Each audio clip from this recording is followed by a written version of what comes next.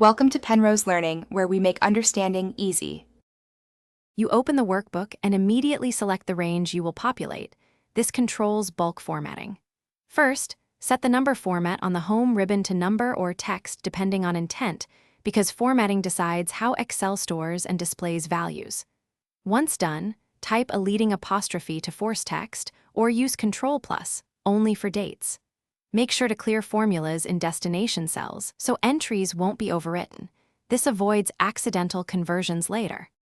Now focus on converting incoming data and applying precise formats. If you paste from another source, use paste special right arrow values to avoid hidden formulas. This preserves numeric integrity. For mixed text and numbers, run text to columns and pick delimited or fixed width so Excel parses digits correctly. Then apply a custom format like 0, 0 or hash 0 for thousands. That formats display without changing underlying values. Also, use format cells to add leading zeros or percent signs when needed. To finish, validate and protect your work. Apply data validation to restrict entries to numbers, set minimums or maximums, and then lock cells and protect the sheet so users can't break formats. Once protected, use autofill and fill handle for sequences while keeping formats consistent.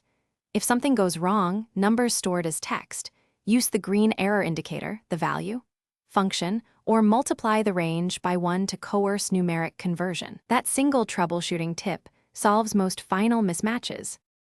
Thanks for watching. If this was helpful, leave a like and consider subscribing. See you next time.